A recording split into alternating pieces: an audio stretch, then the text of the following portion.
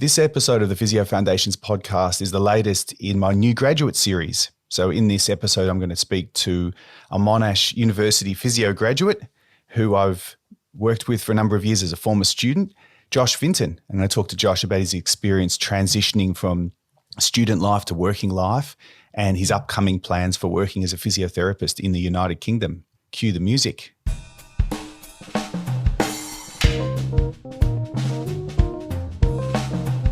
Welcome back to the Physio Foundations podcast for another week where we talk about the knowledge and skills that provide the foundation of expert clinical practice. So Josh is a former student of mine in Monash University Physiotherapy, and he now works in private practice in Peninsula Sports Medicine, which is a group of clinics on the beautiful Mornington Peninsula, south of Melbourne, Australia. And since graduating, Josh has been busy adjusting to working life, as you do when you graduate, and building up his knowledge and skills and integrating his interest in sports and musculoskeletal health into his practice. He's also made the bold decision to travel with his fiancée, Alyssa, who's also a student in the same year from Monash Uni Physio, to the UK. And this was actually Brian Kim's idea to have this conversation, and he sort of suggested this. So thanks for Brian, who's been on previous episodes of the podcast. We thought we'd get some value about talking about not only his experience transitioning from student life to working life, but some of the practical tips he has for others who might be interested in traveling overseas as a young professional. So Josh, really good to connect and see you again. Welcome to Physio Foundations. Yeah, thanks for having me on, Luke. I feel very privileged to be a part of it. Oh, it's a pleasure's all mine, and we're going to get a lot out of this conversation. And I'm sure others who are planning there or even thinking about going overseas will be really interested in this. I know of a handful through Brian who are actually actively planning, and this is the start of that conversation. If I can offer anything it was 15 years ago for me, if I can offer anything of any value, I will. Yeah. But so let's start with you and your background and experiences in studying and transitioning to working life. So tell us a bit about yourself and what you're interested in, what you're doing at the moment. Yeah, so I guess started all in 2017. I was lucky enough to get into physio straight after school, which was very fortunate, and got into Monash to work along some great names like yourself, which is very lucky. And then throughout uni, did my placements with Alfred Health, which was great. Got to see how the life in the big public hospitals sort of worked, and I guess throughout uni, I'd sort of developed interest in private practice. So that was sort of where I saw myself heading, and as you said, started Peninsula Sports Medicine after I finished, which has been great. And I've been there ever since, which has been very fortunate. What sparked your interest in private practice as a student? I think, to be honest, when I started physio, I didn't really know much about physio in the hospital setting. I think, and that's the same for a lot of us. We sort of see the physios that work in sporting clubs, and obviously, when you driving down the street, you see physio clinics, but you don't sort of see what goes on in the hospital settings. That was sort of what piqued my interest to get into the course was that side of things. And then I sort of got in, and you learn about what the wider scope of physio is and how it works in a hospital setting, which is actually what the majority of the course is about. So that was really interesting to learn about. But I guess I had that going in. I was big on my sport and seeing physio growing up, and that was sort of what piqued my interest. So I sort of always had that trajectory planned out, but it was certainly great learning how the other side of things rolls as well. And you need to have both hats in any setting that you work in. So, will you consider? I mean, this might be a question related to what you might be doing when you work overseas, but would you consider the hospital work as an important part of sort of developing knowledge and skills? Or 100%, yeah, 100%. I think that is I'm sort of flying blind with the whole UK thing. I haven't really learned too much about it, but I think from my understanding, that is what the majority of people, Australians, do when they go over there, is hospital settings, at least from who I've spoken to. So I've I guess not only accepted that, but welcomed that, but that could be a good opportunity to get your foot in the door at a hospital setting, because they're sometimes not easy to come by here. But absolutely. I think it's really important to see how the other half work, and it does give you some perspective from a private practice sense as well, because we get lots of patients in that might be a week post-surge and they've come out of seeing their hospital physio and they've been given, a list of instructions, and you sort of need to see how both sides of it operate. So no, 100%. And I think it'd be really great from you hear a lot about the NHS and how that all operates, and I think you get a real sense of that in a public hospital setting over there. Obviously, I've done my clinical placements here, but I have no idea how the NHS operates. So that'd be a good learning experience, I'm sure. Yeah, that's a really important point, that it's not just what you'll be doing. And of course, the healthcare is number one, and having a good time and traveling and developing yourself as well when you're doing that. But learning about different healthcare systems and different demographics of people. Yeah. I remember when I was over there, I had the really interesting experience so I was working in Glasgow mainly with Susanna. 2007. What were you doing in 2007? That was a while ago now. I had the really interesting experience of talking to someone on a home visit that I was doing, and I was going across town to another home visit after that, and just mentioning I need to get going soon because I need to get across to this suburb in Glasgow. And they said, that's on the east side of Glasgow. I said, yeah. I've never been over there. I said, wow, okay, that was interesting. I've never left Glasgow. And they hadn't left the town.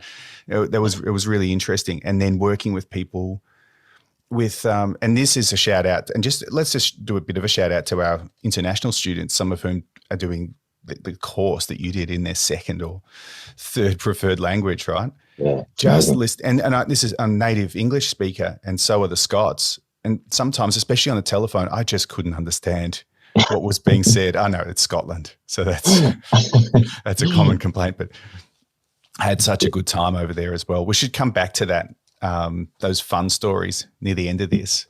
Yeah, to talk about. I'd be keen to hear about it. And the travel associated with it, and all the other things, the people you meet, and everything you do. That's so good.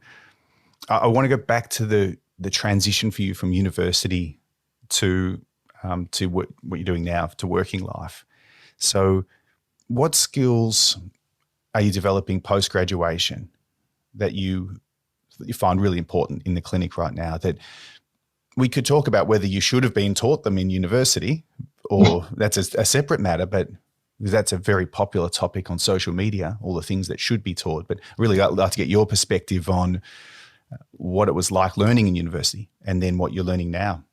Yeah. I mean, I think obviously, you could dive into that, but I think as Brian maybe put it in one of his episodes, uni prepares you really well from I'll shout out to foundations point of view. Like they set you up really well from to learn the basics and make sure you're competent and you're skilled in the profession. But I think there are some skills that you can only really learn while being hands-on and getting that experience where it's, I guess, in the private practice setting where it's just you and the patient in the room. You've got no one to sort of feed off, or it's not the hospital where you can sort of run out and get someone more experience. You've got to sort of think on your feet a little bit more, and that's some of the skills that you do learn that I guess you can only learn after graduating. So there's the beauty of both. You learn some skills that you'll, I guess, inherently learn in uni, and then you'll learn some skills that you can only learn in the private practice setting. But I guess jumping back to your original question, sort of detoured a bit there. But what I would have, you hear about in uni, it's a really steep learning curve getting into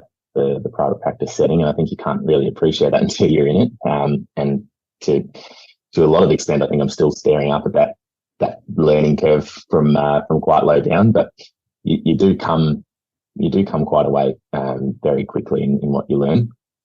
And I've been helping a few of the new grads out at the clinic, at our clinic, and you see the questions that they're asking, and they were the same questions that I was asking a few years ago, and to the same extent, back at uni, if you go back to uni and help out a few of the first years or second years, they were the same questions that I had, and you sort of look back and you think, yeah, I've come a fair way since back then. So there is a really steep curve, but you do get there and you do get up it.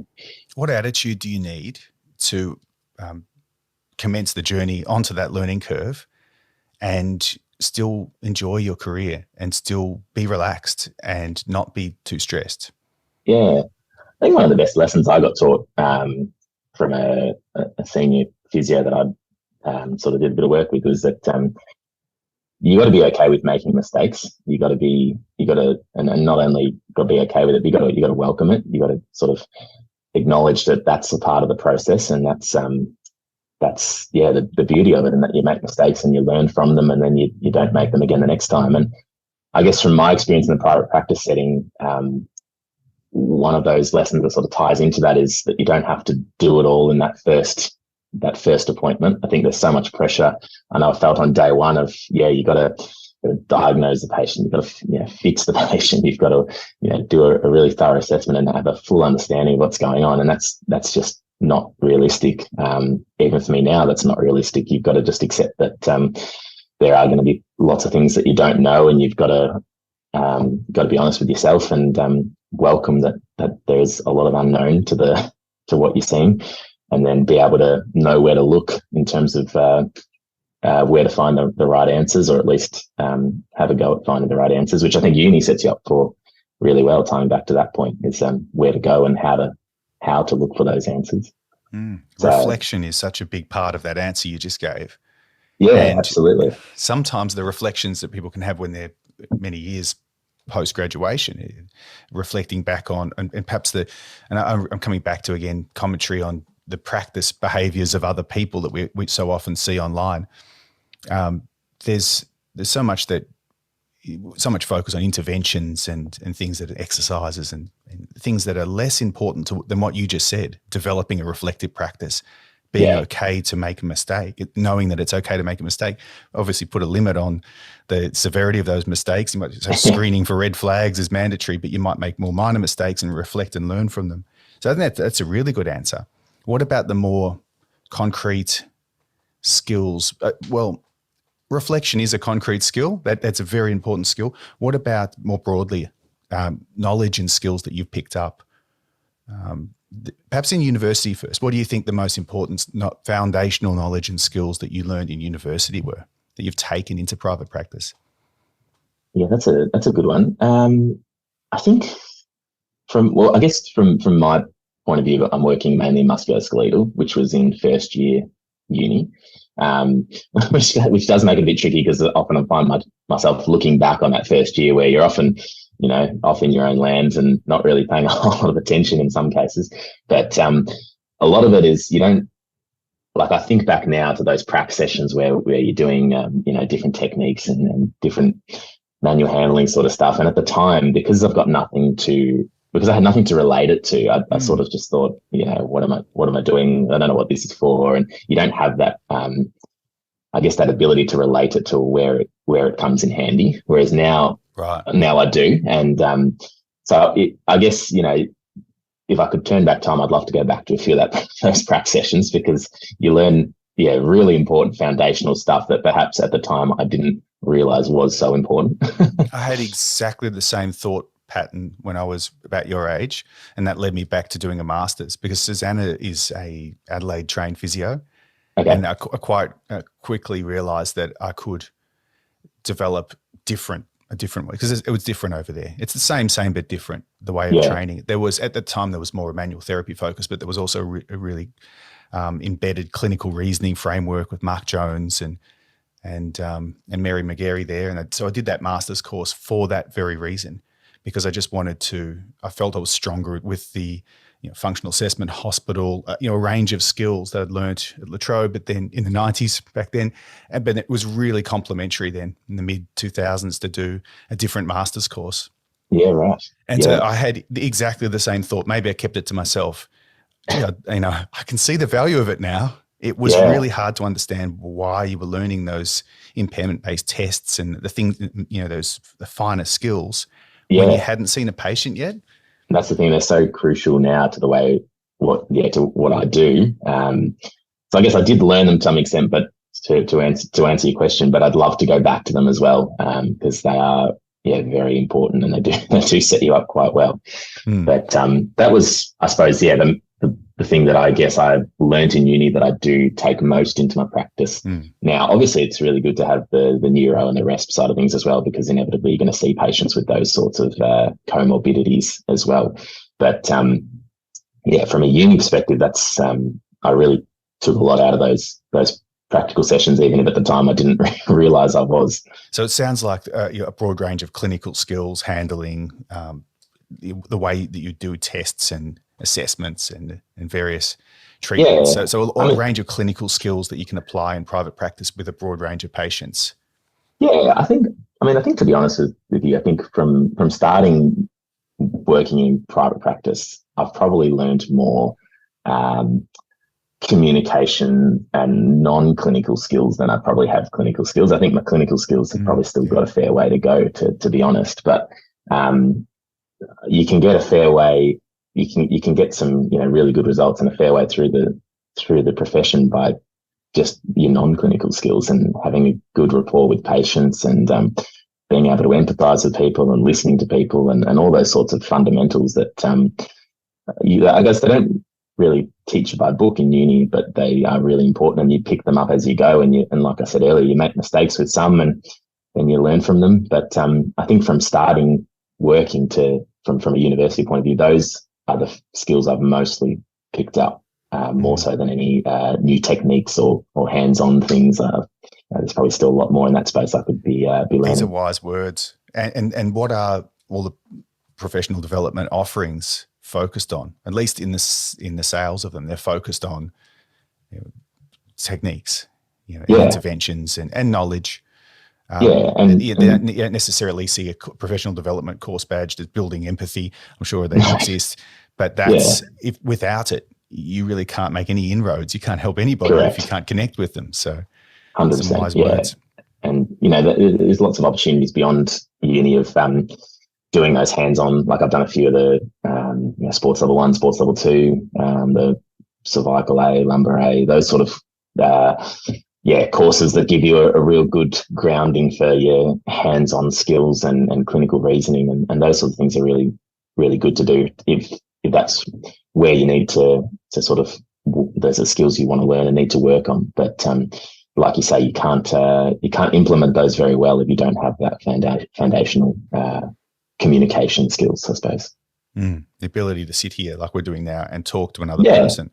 Yeah, exactly. And what you said before was the ability to make be feeling empowered and supported to make mistakes within a safe constraint, and also that it's okay not to know things. And so it hasn't. It'll go to air, but by the time this conversation goes to air, I spoke to Ben Meadley, who's a flight paramedic, and I've worked with Ben for a number of years. He's in the Department of Paramedicine, and that's really a really interesting chat. And I need to get him on again and talk to him more about the things people really want to know, which is all the helicopters he's rappelled out of and all the stories of work. Sounds a lot more interesting than mine, I think. Well, he's a really interesting guy, done some amazing work.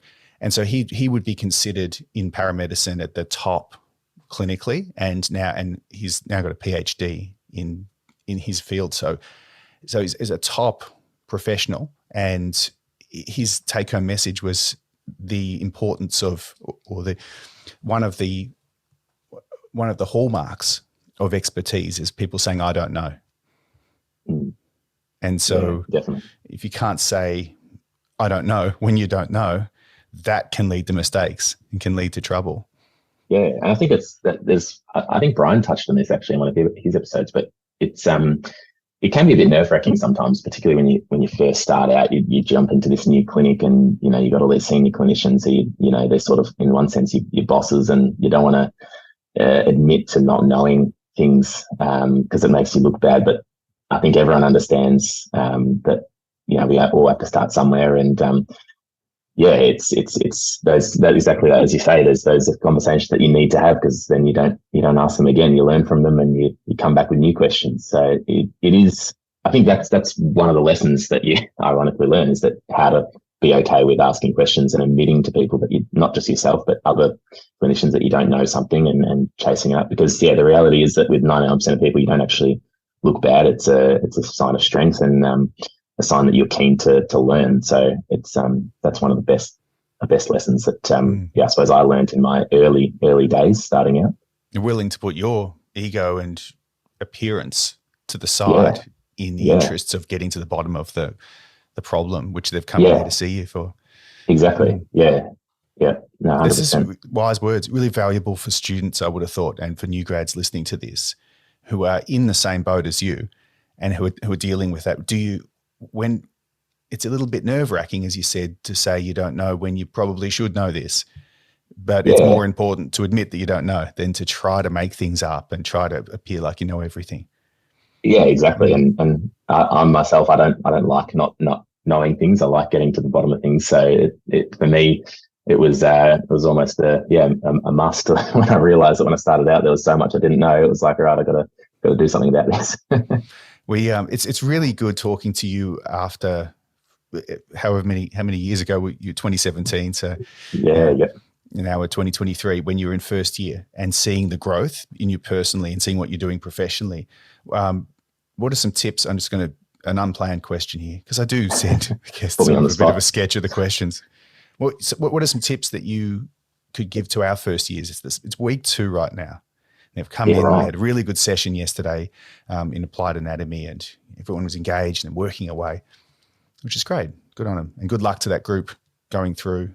So, what tips could you give them in terms of maybe from a private practice perspective, because that's where you're coming from where they are now? They're doing musculoskeletal practice, clinical pracs, and learning their anatomy. If they're not kind of sure what all this is about and where it's going. Yeah. That's a really good question. I suppose, I guess one tip, as I sort of mentioned before, like, yeah, it is hard to know where it's going, but I suppose in one sense, got to trust the process, because it does end up coming full circle and being really important. But yeah, I guess if I could go back in time, I would say to myself, probably concentrate a little bit harder in pracs and actually ask a bit more questions. And I think in prac, I remember my prac in first year was that late session. I think it was like 3 to 5. We had lectures at 8 in the morning, and you're sort of there all day. I think I might have had 2 or 3 hours in the library in the middle of the day, just sort of twiddling my thumbs when I probably should have been studying. But that late session was a bit of a grind to get through. Some part of it is you're just having fun with your mates and you want to get through it. But I think, like I said, if I could go back in time, I'd get people like yourself to really look at my hands-on skills and ask them questions. And if you don't know, ask, where does this come in handy? Why would I ever need to use this technique? Who would I use this technique on? Ask those sort of questions, because I remember a lot of us were just flying through it and having a bit of a laugh. But they are really important. So those, certainly from a practical sense, those would be some tips that I would encourage. It's just try and knuckle down as best you can. Take lots of notes as well. I remember my prac book was empty, which was pretty silly, because some people had some fantastic notes and now they have those to look back on. But take lots of notes, because I remember I learned that the hard way. I didn't do that in the first semester, and then in second semester my book was full. But that if they're in week 2, that would be a good tip, is just right. These are really good tips. Hey, you can apply these tips as someone with 30 years experience who's going to a Friday night professional development event. Because we rely on is the recordings going to be available? Is the most popular question. And I'll look at them, and you never do. Taking notes, that active listening and reflecting as you go is a great tip. Yeah.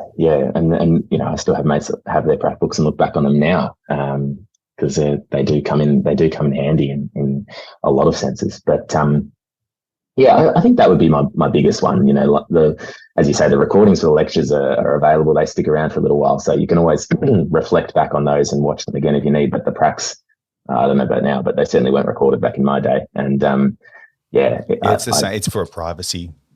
Of course, with people undressing and disrobing. Of course. Of course. So that you have to have So the primary goal in university is to train yourself to be a lifelong learner and to learn how to think critically. So one of the things you said there was asking the question, which is a great question, which I love it when I'm asked, is where would this technique be useful? When would you apply it? And ask that to any tutor, and their eyes will light up. And let me tell you, because that's why you're here. That's why you're learning it. And that's perhaps that missing link between learning a lot of stuff, cramming in a lot of knowledge, and then there's the issue of learning for assessments as well, which can make it very focused Yeah, on rote I think learning. that's part of I guess what I found was that you were so concentrated on getting the right technique for OSCEs and for the things that actually were marked on, like I said, just getting through it, without sort of, I guess you're thinking very horizontally and just, tick this box, tick this box, tick this box, without thinking vertically above and below in terms of what am I doing with this technique? Why am I applying it? All those sort of questions that now I think about when I'm in a room with a patient. A certain amount of that is required, though. So it's easy for me to take it for granted how much new knowledge you have to learn. You have to learn the whole language of anatomy in Latin and Greek and apply that simultaneously to regions and systems as you go through. At the same time, dig deep into 12 cases per semester and writing on those cases, and then learn tricky skills. It's not easy to talk to someone, to gain empathy and to place your hands on that person, or to get them to do something that might be painful, or get them to do something that might be scary. For example, getting out of bed for the first time and assessing their dizziness and everything else. There are hundreds of things that are going through your head, and they're all important, and you need to filter them. And then again, credit to someone who's doing this in their second preferred language as well. I think sometimes that horizontal approach of let's get to that point where I can pass an exam and your marks, great, whatever they are, but you're safe, competent, effective, you're ready to layer on top of that. I think there is a bit of wisdom in just making sure you do that base stuff first, but then also to reflect, like you said, don't just do that. You do really need to think about, why am I here? Why does this matter? When would I use this? I think the why is the big question. Absolutely. You've got to get through, you've got to pass, you've got to, hopefully do well, all those sorts of things. But the why, to sum up what your question was and what tip would I give myself, or what tip would I give the first years now, is just ask why a lot more, because we ask what probably a bit too much. And that's a really important skill to learn. And it tested me in like those anatomy exams we used to have, because they were applied anatomy. I thought when I was learning the knowledge, I thought I was pretty good at anatomy, and then I'd rock up to one of these exams and I'd get stumped because they weren't going to ask me, oh, what nerve would you find here, or what muscle is this? It was like, when would this be applicable, and how would you apply this knowledge? And I got through them, which was very lucky, but it stumps you because you don't often think like that when you're just trying to tick the box. You're learning the rote skills, as you said, and without asking yourself why. That's when you can land yourself in a bit of hot water. So that would be the best advice I could give. Just ask why a lot more. Oh, so good, so important. Why are you here as well? Because that's a tricky one. If you've just got into this course, you needed a 98 on a Victorian system on the ATAR, or whatever that is percentage-wise around the world. You needed a high grade to get into it. You've come from school and you've had a bit of a holiday and you've turned up. It's first year, and we're talking about complex concepts, clinical skills, professionalism, communication, all these things that you're not even sure what a physio does. Exploring a little bit about what a physiotherapist does in your spare time is probably a very good idea as well. But also, why are you here? I'm not suggesting anyone who's in the physio course shouldn't be there, but you should reflect on that. Absolutely. Why are you doing all this? Yeah, and that's, I suppose, what I touched on before, is a lot of people don't, including myself, don't fully know what a physio does when they step through those doors. Which I don't think is a bad thing. I think that's part of what you get. It's what it is. What it is. It's why you're there. You get to learn about what the profession involves. I certainly had no idea that there was any such thing as a neurophysio or a respiratory physio. My world thought sport, and that was about it. But that's the beauty of what you learn. And then people come to not only learn those things, but then they resonate with them a lot more, and they end up as great neurophysios or rest physios, and they're the great stories you hear about. So I think part of that, you should know a little bit about what you're getting into, but also be welcome to the parts that you won't know what you're going to get yourself into. Oh, I hope someone's listening to this. you never know. I get some podcast stats. I can actually shout out to lots of people around the world. There's people in many countries all around the world who are tuning in.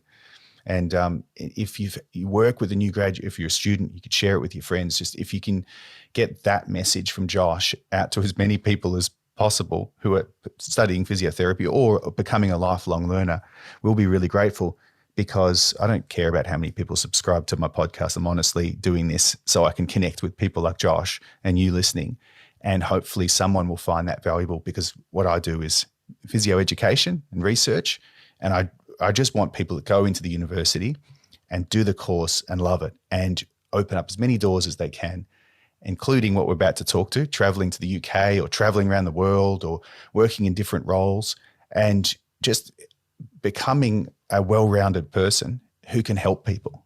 Because that's what we want to do. We want to help people have a good quality of life and get out of our own heads and enjoy it. It's the best career. I'm very biased. I think it's the best career you could ever have. It's given me so much.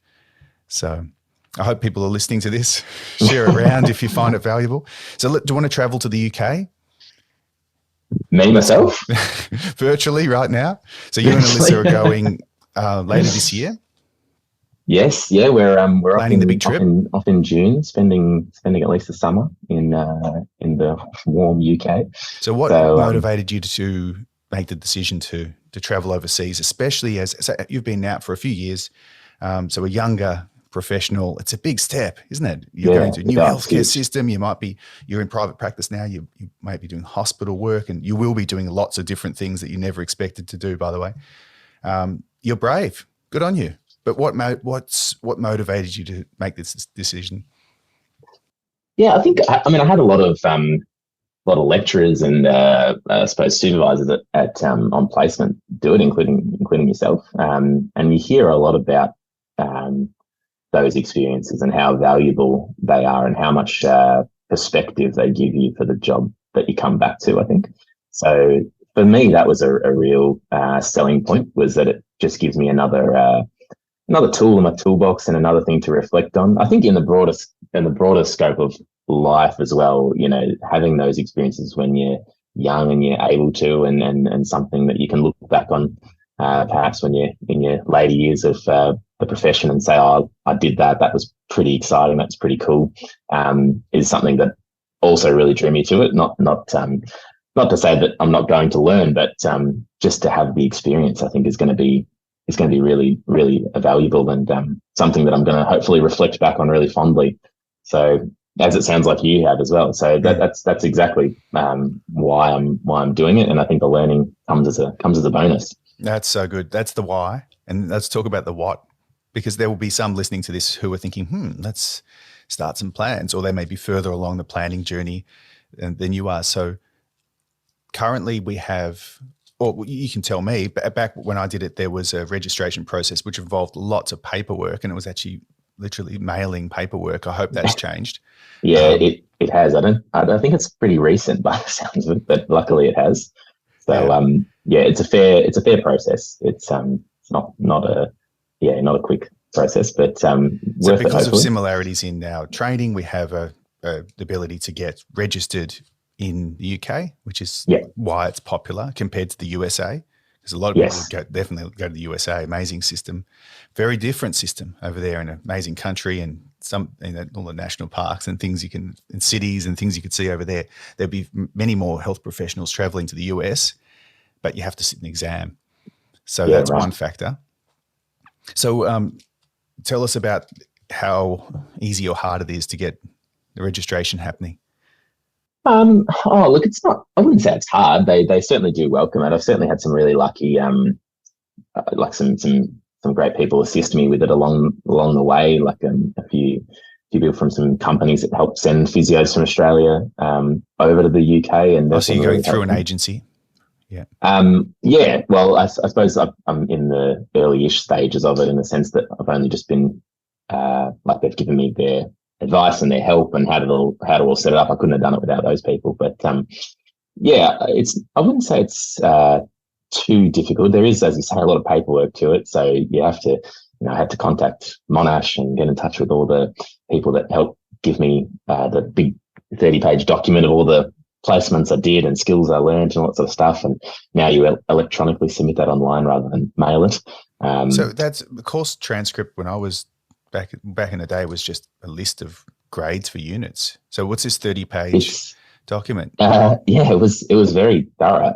So you get a transcript when you graduate, which has, yeah, you're right, your grades and things like that. This was more of a um, more like your learning objectives and things like that. Okay. Yeah. Or what you learned in each in each unit, and yeah, all the skills that you learned, I guess, to make sure that it is actually a reciprocal degree, in the sense Yeah, that sure. they recognize what we've learned is similar to what they learn.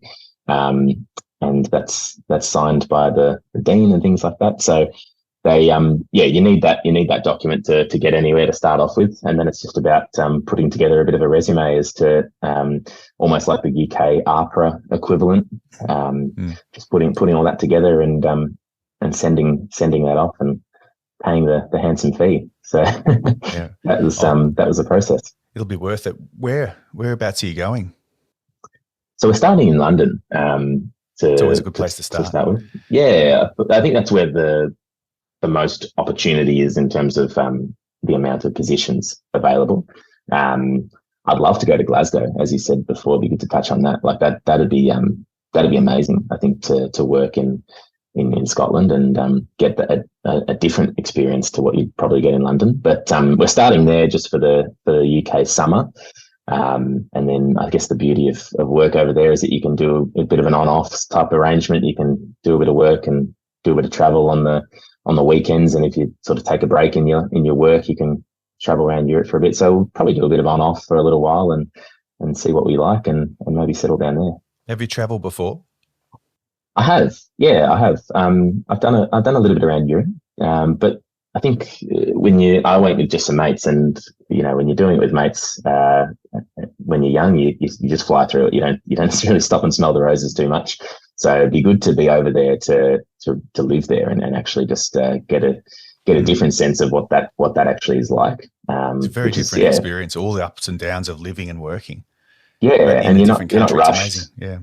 Yeah, when you're holidaying, you've got 3 days here and 2 days here and that sort of thing. Whereas when you're working over there, it's a very different story. You just go and smell the roses and get a real sense of what each place that you visit is like. So I'm very much looking forward to that side of things.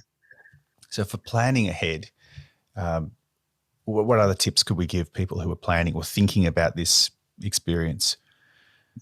Well, I suppose, like I said, I got help from a company called Just Physio. I don't know if you're familiar with them, but the people who have helped me from that company have been really fantastic. They've given me a lot of their time and a lot of their advice on how to go about it and how to start all that up. So I guess if you are thinking about perhaps going over there, there'd be some really good people to contact because it helped me a lot. But yeah, I mean, I'm sort of, like I said, I'm flying blind a little bit. I haven't worked in the UK before. I've only ever been there for a bit under a week, so I don't really know too much about it. So I feel like it'll be a lot of learning on the go, a bit like starting out private practice to some extent. It's that learning curve, and it's that being good on your feet and learning on the fly. That all I think will come with the experience. But we might have to get a part 2 involved of all the things I took out of it when we come back. I think so. I think we need to come back and ask those questions again and really reflect on it. Personally, when Susanna and I traveled, there was everything you've said. So the personal experience, the travel, the living in the country, and really understanding a different healthcare system, and of course picking up all these different skills. That's what I gained from it. That's why we did it. Don't underestimate just how much fun it is to just meet new people and go traveling to new places. And it's not just about cities as well. When you're young, okay, fine, go to Prague and go to nightclubs and all that stuff. But there's so many natural wild places as well that you can travel. And if you're working there, you've got UK pounds as well, so they're worth a lot. So you can go travel, and that's really good. Yes, and just the people that you'll connect with and you'll still stay in contact with. It's a really important formative growth part of your life. I mean, at some stage, following a traditional pathway, settle down and have fewer opportunities for doing stuff like this. And you will look back on it and say, wow, okay, I remember when I was there, I was sort of wished it wouldn't end, but at the same time, summer ended and we were in Glasgow and it started to get dark and raining and everything. And we ended up moving from Glasgow then to Darwin. Right. There was a work opportunity there, and Would have been a change. we went from really cold weather, wearing raincoats everywhere, to Darwin, walking around in singlets and I just ride a bike to work and have So a how long shower, were you in the do some work, UK ride for? back, jump in the swimming pool, and it was very, very different. It was good. We were there in 2007 for most of that year. So really similar to the stage you're at. So we just got married and then off we went. Yeah, fantastic. So if anyone's thinking of, okay, they're a bit ambivalent, what do I do? Should I go? Should I work? This could be linking back to an earlier thought of yours about mistakes. So maybe you might be fearful, I might make a mistake here. Maybe it's not for me. That's a pretty good mistake to be making, though. There's going to be so many good things you get out of that, if that is a mistake, and it's probably not. It's going to be a really exciting time in your life. Yeah, I think I was speaking about this with a few mates. I was trying to sell them into the idea as well. And I think one of the points I was making is, to me at the moment, there's not much of a downside in doing it. I mean, sure, you lose a bit of money in all the applications process, but I think I'd rather lose a bit of money and take a chance. And if you get over there and you really don't like it, then you can always come home. But I think that's a very slim chance of happening. And I'd rather pay for the experience and have something to talk about when you get back, and then sort of think about it too much and not actually take the opportunity to go. So I think that's a really good point. Is there's not much downside, at least from where I stand now. Maybe in part two it might be, but I think certainly at the moment it sounds like a pretty good idea. Yeah, there's obviously some deeper themes here than just planning a holiday and going overseas and tips for doing that. And we'll get much more out of we'll get a lot of ideas out of part two when you get back. It could be before you go as well.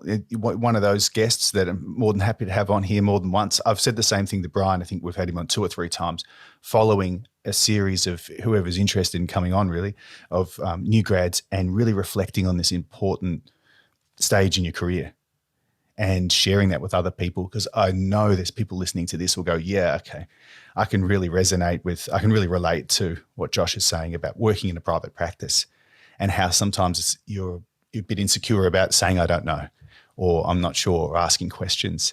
So I think sharing these experiences is just invaluable. But we'll come back to it and we'll find out all the crazy stuff you did and how much fun you had.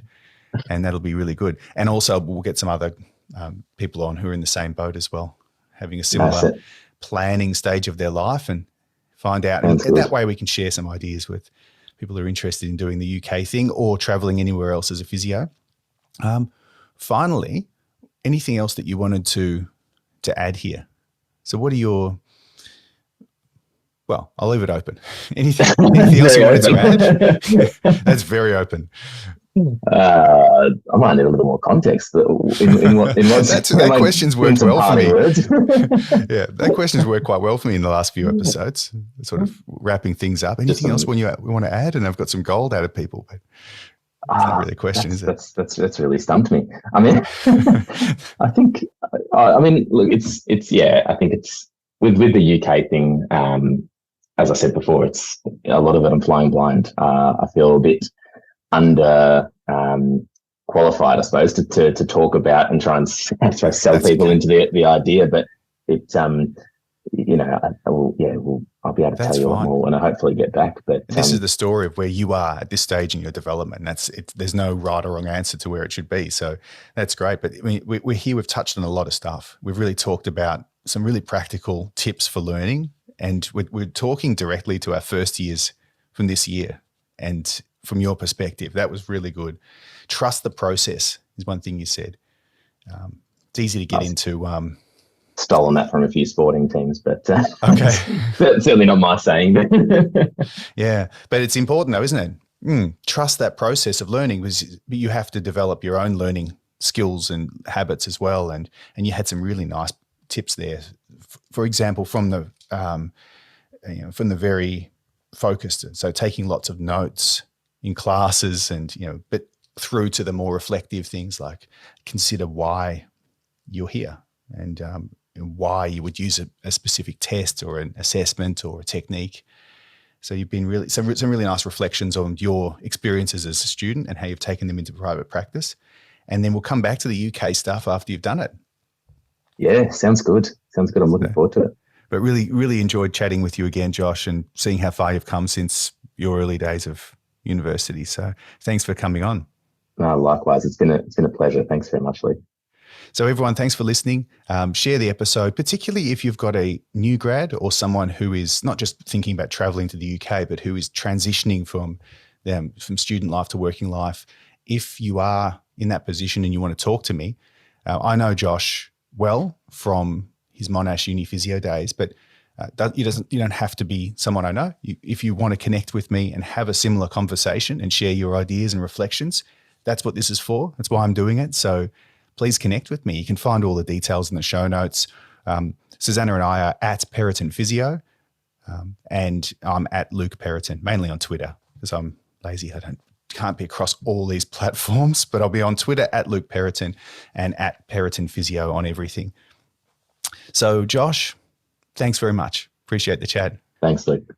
So until next time, this is Josh and Luke wishing you all the very best with your studying, professional development and lifelong learning.